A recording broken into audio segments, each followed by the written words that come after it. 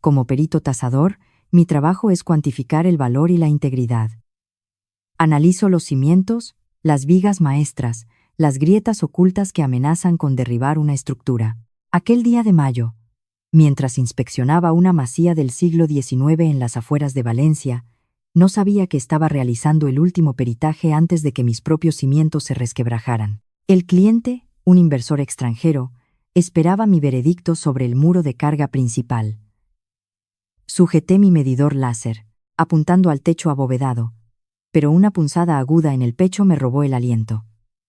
Me aferré al dispositivo, disimulando la falta de aire. El cliente me miró con impaciencia. Forcé una sonrisa y dije, con una voz que esperaba sonara profesional: es solo el polvo. Estas estructuras antiguas guardan décadas de historia entre sus muros. Terminé las mediciones, ocultando el dolor, y justo cuando guardaba mis herramientas, mi teléfono vibró. Era el número del hospital. Me disculpé, me alejé unos metros, y contesté.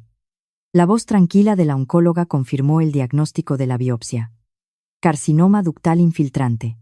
Cáncer de mama en estadio 3. La estructura interna había cedido.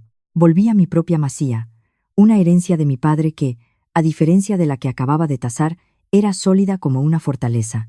Era mi bien privativo, el ancla de nuestra familia. Mi intención era contarle a Mateo, mi marido, la noticia de inmediato, pero al entrar, lo encontré en la cocina, paseando de un lado a otro mientras hablaba por teléfono sobre sus cuotas de ventas. Hugo, de 12 años, intentaba ayudar a Alba, de 9, con los deberes en la mesa, mientras Leo, el pequeño de 6, corría por el salón con una capa imaginaria. El caos era el estado natural de nuestra casa. Decidí esperar. Más tarde, después de acostar a los niños, me senté a su lado en el sofá. Él seguía mirando unos gráficos en su tableta. Apagué el sonido del televisor y le dije, intentando minimizar el impacto: Mateo, tenemos que hablar. Los resultados han llegado. Tengo cáncer de pecho, pero los médicos dicen que es tratable. Él no me miró. Sus ojos se quedaron fijos en la pared opuesta. Su rostro, una máscara sin expresión. Tras un silencio que pareció durar una hora, finalmente dijo: bueno, ya veremos cómo lo solucionamos. Se levantó y se fue a la habitación, dejando un espacio vacío a mi lado. En ese momento, en mi propia casa, me di cuenta de que estaba completamente sola. A la mañana siguiente, el sonido de una llave en la cerradura principal me sobresaltó. Era Leonor, mi suegra. Entró sin llamar, como si fuera su propia casa. Mateo debió de haberla llamado. La encontré en mi cocina, reorganizando los armarios. He venido a poner un poco de orden, anunció, sin mirarme. Mateo me ha dicho que ahora mismo eres una carga y que alguien tiene que ocuparse de esta familia. El comentario fue como una bofetada. Respiré hondo y respondí con la mayor calma que pude reunir. Leonor, voy a empezar un tratamiento. No me estoy muriendo. Ella se giró, con un paño de cocina en la mano, y me dedicó una mirada condescendiente. Una mujer enferma es mala suerte para la carrera de un hombre, Carmen. A partir de ahora, yo me encargaré de la casa. Tú solo tienes que preocuparte de no molestar. Justo en ese instante, Mateo entró en la cocina. Vio a su madre invadiendo mi espacio, me vio a mí, pálida y humillada, y no dijo nada. Simplemente abrió la nevera, cogió una botella de agua y se marchó, dejándome a solas con la usurpadora. Su silencio era un grito de aprobación. Empecé la quimioterapia en el Hospital La Fe. El olor a antiséptico y el pitido constante de las bombas de infusión se convirtieron en la banda sonora de mi nueva vida. Intentaba gestionar mi negocio de administración de fincas desde el sillón de tratamiento, respondiendo correos electrónicos mientras el veneno goteaba en mis venas. El sistema público de salud cubría los costes del tratamiento, pero mis ingresos se desplomaron. Ya no podía hacer valoraciones físicas, la parte más lucrativa de mi trabajo como perito. Las facturas empezaban a acumularse. Una tarde, agotada y mareada, le pedí a Mateo si podía encargarse de la gestión bancaria básica de mi empresa mientras estuviera incapacitada. Claro, cariño, no te preocupes. Tú céntrate en recuperarte, respondió con una amabilidad que no había mostrado en semanas. Le entregué los tokens de seguridad bancaria. Noté un brillo extraño en sus ojos, una especie de avidez que me inquietó, pero estaba demasiado cansada para analizarlo.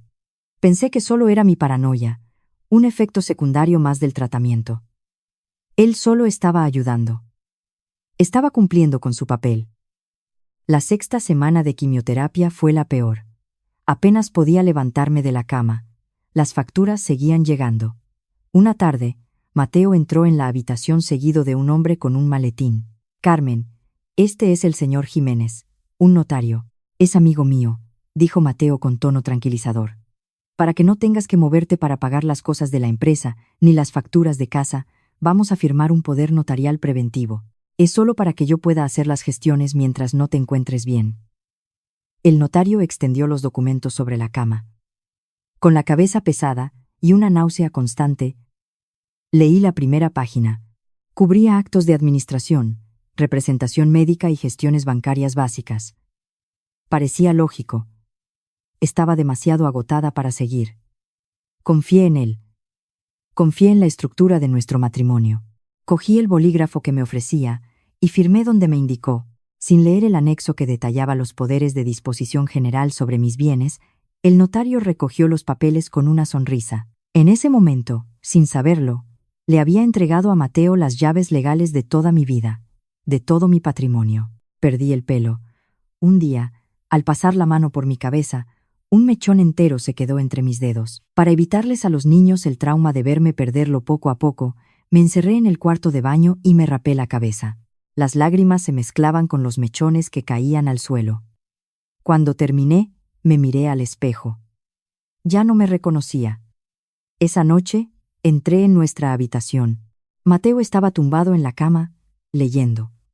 Al verme, su mirada se desvió al instante. No dijo nada. Simplemente se dio la vuelta, dándome la espalda, y se pegó al borde más lejano del colchón.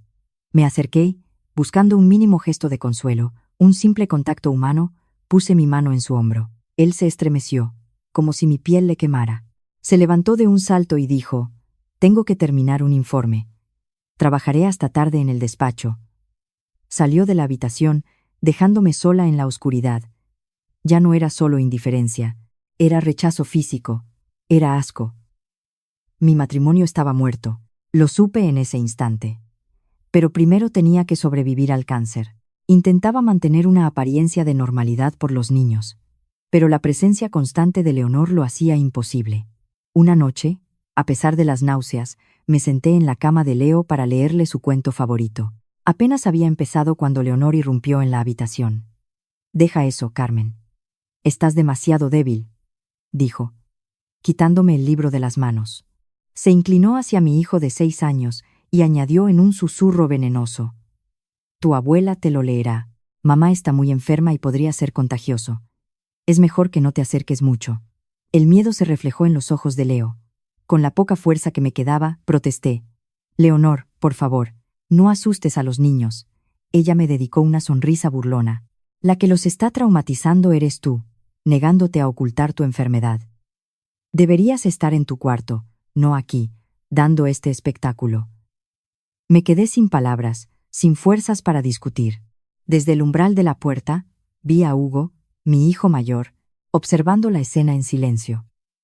Su mirada no era de pena por mí, sino de una fría y confusa absorción de la nueva dinámica de poder en nuestra casa. Volví de una sesión de radioterapia especialmente dura, sintiendo cada hueso de mi cuerpo como si estuviera roto. Al entrar en el pasillo de mi propia casa, me topé con 2 maletas. Eran las mías. En el salón, Leonor doblaba mi ropa y la metía en una de ellas. Mateo estaba de pie junto a la puerta, con los brazos cruzados, observando la escena sin intervenir. «¿Qué es esto?», pregunté, aunque ya sabía la respuesta. Leonor se irguió y anunció, con la autoridad de un juez dictando sentencia: «Hemos decidido que te traslades a una clínica de convalecencia. Tu presencia aquí está destruyendo la salud mental de la familia. Los niños están sufriendo». Miré a Mateo, esperando, suplicando con los ojos que la detuviera, que dijera algo. Él desvió la mirada hacia el suelo y murmuró: «Es por el bien de todos, Carmen. El bien de todos». Me estaban echando de mi casa, la casa que mi padre me dejó, en el momento de mi mayor debilidad. Comprendí que no podía curarme en un lugar que me estaba matando activamente. Si me iba a marchar, no lo haría con las manos vacías. Mi mente de tasadora empezó a trabajar. Necesito 2 minutos, dije, con una voz sorprendentemente firme. Tengo que coger mis informes médicos y mi ordenador del despacho.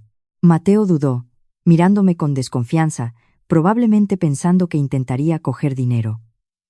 Asintió a regañadientes. Entré en mi despacho, el único espacio de la casa que Leonor aún no había profanado. Con movimientos rápidos y precisos, ignoré los archivos médicos. Fui directamente a la caja fuerte oculta detrás de un falso panel de libros. Usando mi llave maestra, la abrí. Dentro no había joyas ni grandes sumas de dinero, sino algo mucho más valioso. El libro de registro maestro original de la Masía, con cada reforma, plano y linde documentados desde que mi bisabuelo la construyó. Junto a él, el disco duro encriptado con toda la contabilidad y los peritajes de mi negocio. Metí ambos en mi bolso de quimioterapia, debajo de un par de pañuelos. Salí del despacho, pasé junto a Leonor sin mirarla, me arrodillé para besar a mis hijos, que lloraban en silencio, y salí al calor pegajoso de la tarde valenciana. Estaba físicamente rota, pero legalmente iba armada hasta los dientes. Conduje sin rumbo fijo durante casi 1 hora, hasta que mis manos dejaron de temblar. Solo había un lugar al que podía ir. Aparqué frente al apartamento de Inés Salgado, mi mejor amiga desde la facultad y una abogada brillante. Toqué el timbre. Cuando abrió la puerta y me vio, pálida, calva y con una maleta en la mano, no hizo preguntas. Me rodeó con sus brazos y me guió hasta el interior. Me derrumbé en el umbral, demasiado agotada para explicar la traición. Ella simplemente me llevó a la habitación de invitados, me ayudó a quitarme los zapatos y me arropó en la cama. «Duerme, Carmen. Ya hablaremos mañana», susurró y cerró la puerta. Por primera vez en meses, dormí sin el miedo a ser observada, juzgada o rechazada. Más tarde, supe que Inés, al deshacer mi bolso, encontró el libro de registro y el disco duro. En ese momento, sin que yo hubiera dicho una sola palabra, comprendió la magnitud de la guerra que se avecinaba. Las semanas se convirtieron en un borrón de tratamientos y una lenta recuperación física en el santuario del apartamento de Inés. Cada tarde, a las 8 en punto, intentaba llamar a mis hijos. Era nuestro antiguo ritual, la hora del cuento, pero casi siempre respondía Mateo. «Están ocupados con los deberes», decía. «Están durmiendo ya, hoy ha sido un día largo. Están demasiado alterados para hablar contigo. Les haces daño con tus llamadas». Mentiras, una y otra vez. Después de cada llamada fallida, abría un cuaderno y, con mi pulso de perito, anotaba la fecha, la hora, la duración de la llamada y la excusa de Mateo. Documentaba la alienación parental con la misma precisión con la que habría documentado una patología estructural. El aislamiento me hundía en una tristeza profunda, haciendo que los efectos secundarios de la quimio se sintieran aún más pesados. Una noche, el milagro, respondió Alba, mi hija. «Abuela dice que nos abandonaste», susurró rápidamente, antes de que la línea se cortara de golpe. Aquel susurro se convirtió en mi combustible. 14 meses después de haber salido de mi casa, me senté en la consulta de mi oncóloga. 14 meses de lucha silenciosa, de reconstrucción física y de planificación metódica. Mi pelo había empezado a crecer, corto y rizado. Un símbolo de la nueva vida que se abría paso. Pero todo dependía de lo que dijera aquel informe. El miedo a una recidiva me paralizaba. Si seguía enferma, no tendría la fuerza para luchar en un juzgado. La doctora entró con una sonrisa que no supe interpretar. Abrió la carpeta y leyó las palabras que cambiaron mi universo. «Los resultados de la tomografía son claros, Carmen. Remisión completa». Remisión completa. El aire volvió a mis pulmones por primera vez en casi 2 años. Lloré, pero esta vez no eran lágrimas de dolor ni de miedo, sino de alivio y de rabia contenida. La guerra contra mi propio cuerpo había terminado. La guerra para recuperar mi casa y a mis hijos no había hecho más que empezar. Mi primer acto como mujer libre de cáncer no fue una celebración. Fue un acto de guerra legal. Con el pelo corto y una nueva determinación en la mirada, me senté en la mesa del comedor de Inés, que se había convertido en mi cuartel general. Abrí el libro de registro de la Masía. «Lo primero es cortar su acceso», le dije a Inés. «Tengo que revocar ese poder notarial». Al día siguiente, acudimos a un notario, uno elegido por nosotras. Firmé la escritura de revocación del poder que le había otorgado a Mateo. Inmediatamente después, enviamos un burofax certificado a Mateo y a cada una de las entidades bancarias con las que operaba mi empresa, notificándoles que él ya no tenía ninguna autoridad legal sobre mis bienes o cuentas. Su escudo legal había sido destruido. Esperaba una llamada furiosa, una amenaza. Pero la respuesta de Mateo fue un silencio absoluto. Y ese silencio me preocupó más que cualquier grito. 2 semanas después, llegó el primer extracto bancario a la dirección de Inés. Había una discrepancia enorme. Faltaba mucho dinero. Mi mente de perito se activó. Inicié sesión en el portal del Colegio de Administradores de Fincas, mi antiguo terreno de juego. Lo primero que confirmé fue que mis cuentas de empresa habían sido vaciadas sistemáticamente. Pero eso era solo el dinero líquido. El verdadero peligro estaba en el ladrillo. Intenté acceder a los datos registrales de mi propia masía, pero el sistema me alertó de una modificación reciente que bloqueaba el acceso público. Mateo había puesto un cerrojo digital, pero él no sabía que yo tenía llaves maestras. Pagué la tasa correspondiente y solicité una nota simple informativa directamente al registro de la propiedad, un procedimiento que cualquier profesional del sector conoce para saltarse los bloqueos superficiales. El documento PDF tardó unos minutos en llegar a mi correo. Lo abrí y mi corazón se detuvo. Mis ojos recorrieron las secciones de titularidad, descripción y, finalmente, la que más temía, cargas y gravámenes. Allí estaba, en lenguaje legal inequívoco. Una carga hipotecaria por valor de 60.000 euros, constituida hacía 6 meses sobre mis bienes privativos.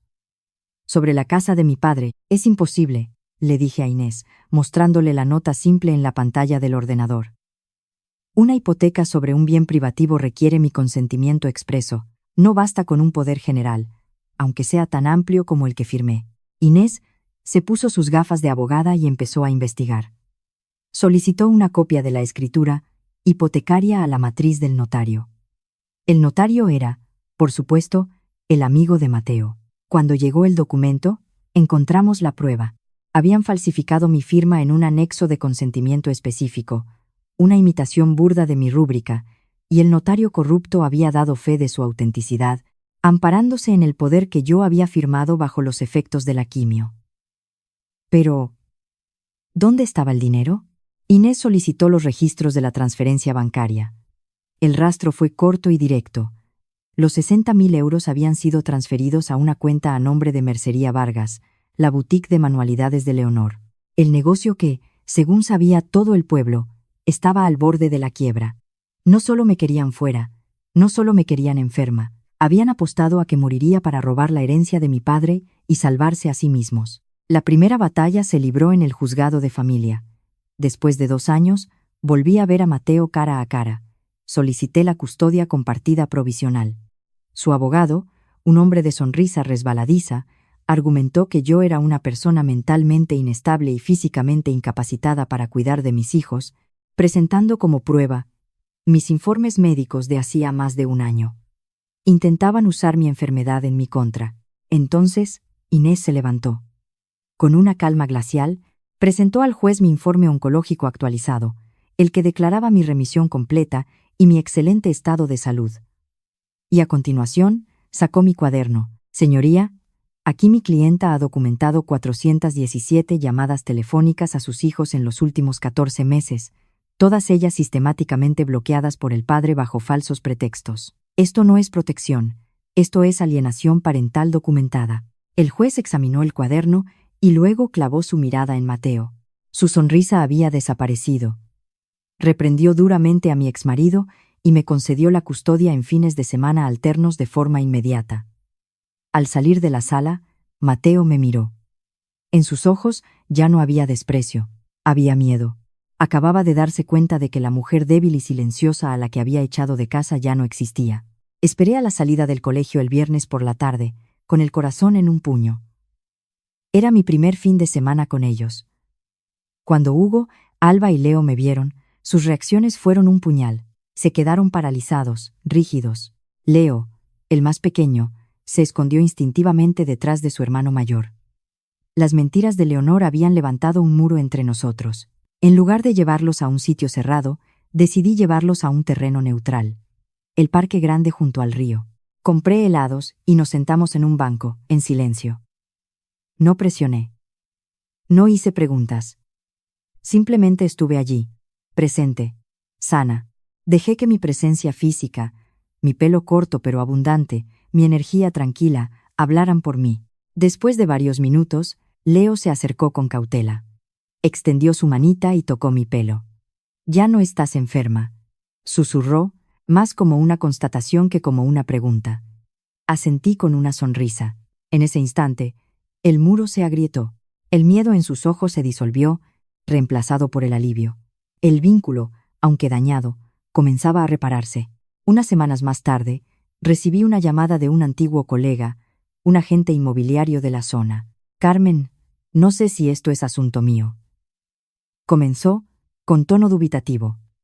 «Pero un tipo llamado Mateo Ortiz está intentando vender una masía que coincide con la descripción de la tuya. Lo está haciendo a través de una agencia de fuera, muy discretamente. Me ha parecido raro y he pensado que debía saberlo. El muy idiota estaba intentando vender la casa para cubrir la hipoteca fraudulenta antes de que yo me enterara. Utilicé mis credenciales de perito tasador para acceder a la red interna de agencias colaboradoras. No tardé en encontrar el anuncio oculto. Y con él, el premio gordo. Una visita de inspección programada para el viernes por la mañana con unos inversores extranjeros. Mateo iba a estar allí, en mi casa, con documentos de propiedad falsificados, intentando cerrar una venta ilegal. Ya sabía exactamente cuándo y dónde sería vulnerable. Decidí que asistiría a esa reunión. Pero no como la exmujer despechada. Asistiría como la tasadora oficial y legítima propietaria del inmueble. El día antes de la inspección, Leonor me tendió una emboscada a la salida del despacho de Inés. Su aspecto me sorprendió. Siempre impecable, ahora parecía demacrada y nerviosa. «Tienes que parar esto, Carmen», siseó, interponiéndose en mi camino. «Retira la demanda de custodia. Estás humillando a Mateo, estás destruyendo a mi familia». Intentó agarrarme del brazo, pero lo aparté con un movimiento firme. La miré con una calma que la descolocó. «¿Destruyendo a tu familia, Leonor? ¿O destruyendo tu negocio?», le pregunté en voz baja. Y entonces dejé caer la bomba. «Ha llegado a mi conocimiento que tu mercería recibió una transferencia muy generosa de 60.000 euros hace unos meses. Justo el mismo importe de la hipoteca ilegal que se firmó sobre mi casa». La cara de Leonor perdió todo el color. Retrocedió un paso, balbuceando. «Yo no sabía nada. Fue cosa de Mateo. Él lo gestionó todo. Acababa de tirar a su propio hijo debajo del autobús para salvarse». Ya no sentía rabia, solo un profundo desprecio. Me di la vuelta y la dejé allí, temblando en medio de la acera. Esa noche, el comedor de Inés parecía el gabinete de estrategia de un ejército. Extendimos sobre la mesa todo nuestro arsenal legal. La nota simple que probaba la carga hipotecaria, el informe forense de contabilidad que detallaba el desvío de fondos, la escritura de revocación del poder notarial, el burofax que probaba que Mateo había sido notificado. «Si consigue que los inversores firmen un contrato de arras», explicó Inés, «aunque sea ilegal, nos meterá en un lío judicial que podría durar años». Pero yo tenía un plan para evitarlo. «Necesito un documento que pueda registrarse inmediatamente para bloquear cualquier transacción», le dije. Inés sonrió. Se sentó al ordenador y redactó una anotación preventiva de demanda. «Es un aviso legal que se inscribe en el registro de la propiedad y que informa a terceros, como los inversores, de que el inmueble es objeto de un litigio». A primera hora de la mañana siguiente, la presentamos telemáticamente y obtuvimos el sello de entrada. Conduje hacia mi antigua casa, con el dossier de documentos en el asiento del copiloto. Iba a recuperar mis cimientos. El viernes por la mañana, aparqué mi coche en un camino de tierra, a unos 200 metros de la entrada de la masía. Desde allí, tenía una vista perfecta. Vi llegar el coche de alta gama de Mateo. Se bajó, vestido con su mejor traje, interpretando el papel de propietario próspero. Poco después, llegó un sedán negro del que se bajaron dos hombres de aspecto serio y el agente inmobiliario. Mateo les dio la bienvenida con una sonrisa ensayada y abrió la puerta principal de mi casa con una llave que ya no debería tener. Esperé a que entraran. Les di 5 minutos. Luego, me bajé del coche y caminé tranquilamente hacia la casa. No fui a la puerta principal. Rodeé la estructura hasta la pesada puerta de madera de la cocina, la que daba al patio trasero. Metí mi llave original, la de mi padre, en la cerradura. Giró con un chasquido familiar y sólido. Entré en silencio. Desde el pasillo, oí la voz impostada de Mateo en el salón, mintiendo descaradamente sobre la integridad estructural del tejado. Como ven, las vigas de madera de Movila están en perfecto estado. Esta casa es una fortaleza. Di un paso adelante y entré en el salón, interrumpiendo su discurso. Mateo se quedó helado. Su rostro pasó del bronceado artificial a un blanco ceniciento en un segundo. Los inversores y el agente se giraron para mirarme. «Perdonen», dijo Mateo, intentando recomponerse con una risa nerviosa. «Ella es mi exmujer. Está un poco confundida». El agente inmobiliario, un profesional de manual, se acercó a mí. «Señora, creo que esto es una reunión privada. Si fuera tan amable de...». Lo ignoré por completo. Mi atención estaba en los inversores. Saqué de mi bolso mi medidor láser profesional. Apunté al techo.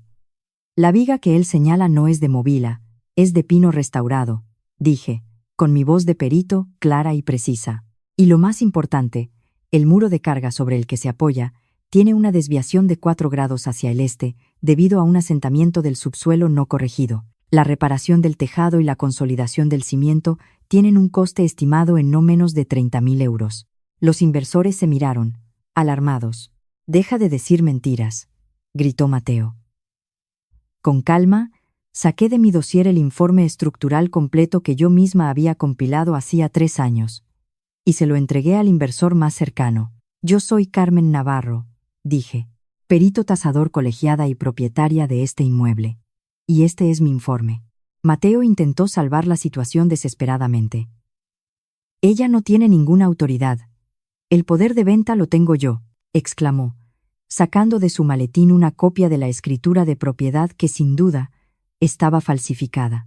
Los inversores parecían confundidos, atrapados en medio de una disputa doméstica que olía muy mal. Fue mi turno de poner las cartas sobre la mesa. Con un movimiento deliberado, coloqué sobre la mesa de centro, uno por uno, 3 documentos. Primero, la nota simple del registro de la propiedad, con la hipoteca fraudulenta de 60.000 euros claramente visible. «Esta es la deuda que el señor Ortiz intenta que ustedes paguen con su compra», expliqué. Segundo, las pruebas de la transferencia bancaria a la empresa de su madre. Y tercero, el documento final, la anotación preventiva de demanda con el sello del registro. «Y este documento», concluí, «informa de que este inmueble es objeto de una querella criminal por estafa y falsedad documental. Cualquier contrato de arras que firmen hoy será nulo de pleno derecho, y su dinero quedará bloqueado judicialmente». Se hizo un silencio sepulcral. El inversor que tenía mis informes se levantó, se los devolvió al agente y dijo en un inglés cortante: «Nos vamos. Esto es un desastre». Salieron de la casa sin mirar atrás. El agente inmobiliario, balbuceando disculpas, lo siguió a toda prisa. La puerta principal se cerró, dejando un eco en el silencio del salón. Me quedé a solas con el hombre que había intentado destruirme. La máscara de vendedor encantador de Mateo se desintegró, revelando el rostro mezquino y asustado que había debajo. «¿Estás contenta?», gritó, su voz temblando de rabia. «Has arruinado mi vida, mi madre irá a la quiebra por tu culpa». Dio un paso amenazante hacia mí, intentando usar la intimidación física que también le había funcionado en el pasado, cuando yo estaba débil y enferma. Pero yo ya no era esa mujer. No retrocedí ni un centímetro. Lo miré directamente a los ojos. «El fiscal del distrito ya tiene las órdenes de transferencia, Mateo», le dije con una voz gélida. «Y tu amigo el notario, al parecer, está muy dispuesto a colaborar a cambio de salvar su licencia. Te enfrentas a cargos por estafa y falsedad documental. Vas a ir a la cárcel». La mención de la cárcel fue la estocada final. Su arrogancia se derrumbó.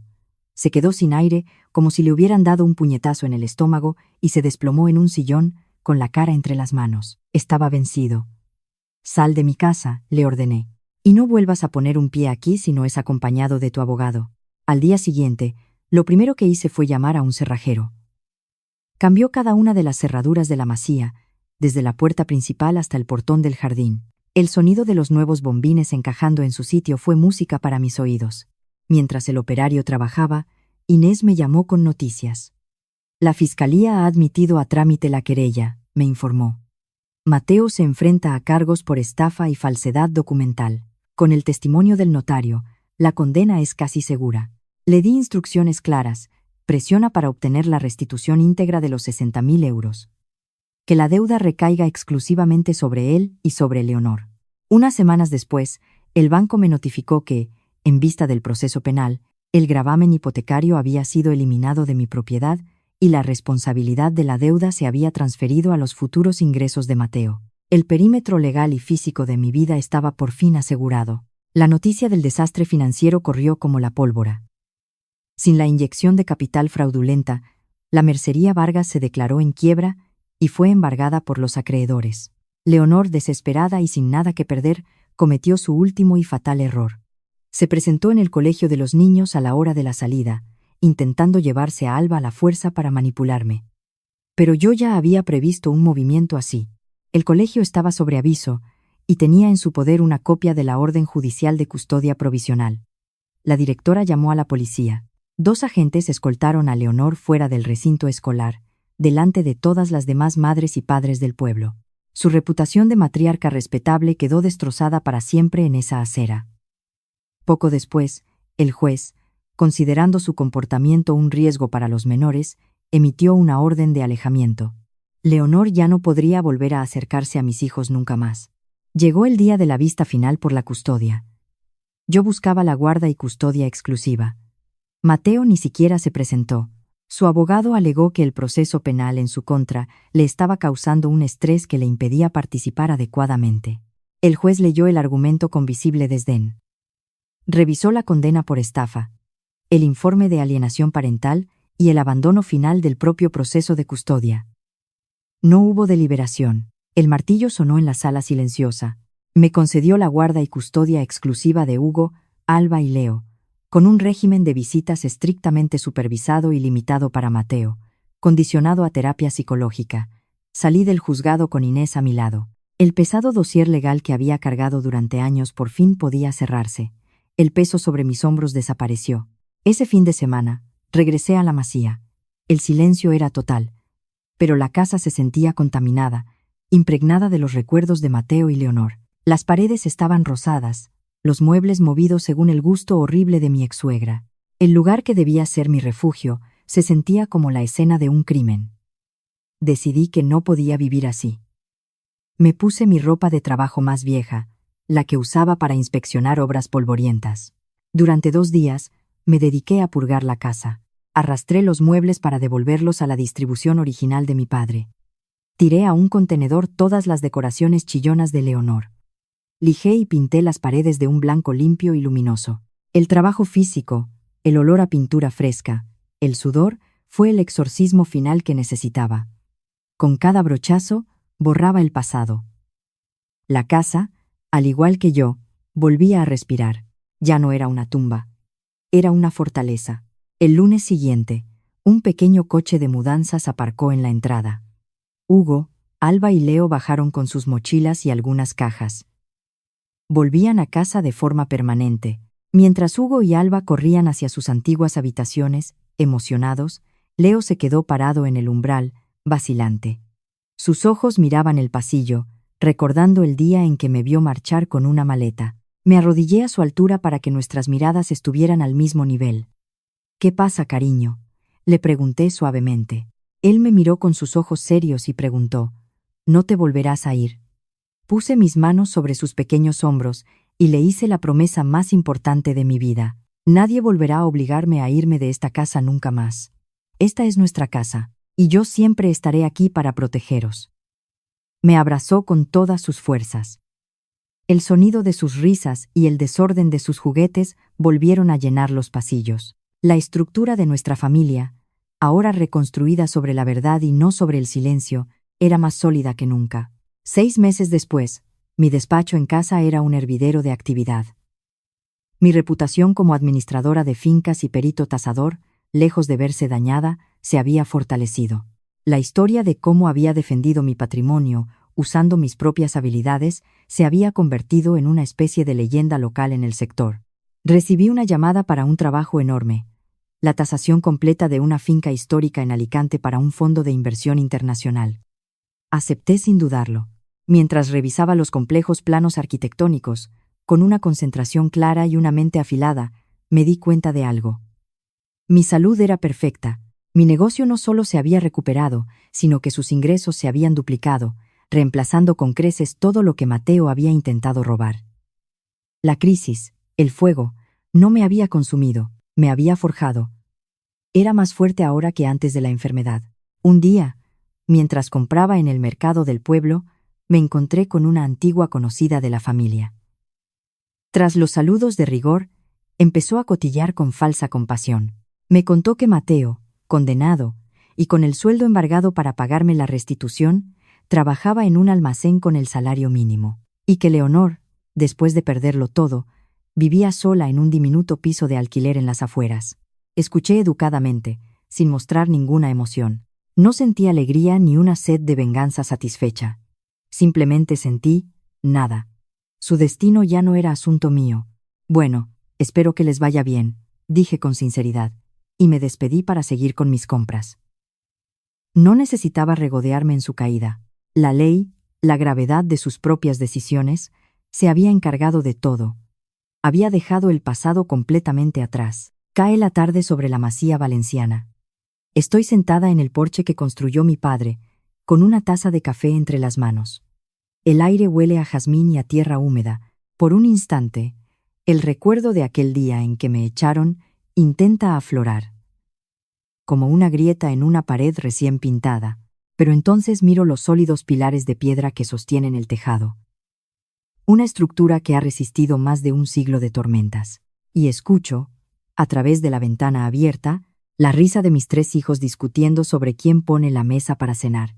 Y comprendo la verdadera lección de mi oficio. Una fundación sólida no consiste en ocultar las grietas o en fingir que no existen. Consiste en tener el valor de derribar lo que está podrido, excavar hasta encontrar la roca firme y reconstruir desde cero, con materiales honestos y un diseño que permita que la luz entre por todas partes. Sonrío, doy un sorbo a mi café y contemplo la puesta de sol, dueña indiscutible de mi casa, de mis hijos y de mi vida.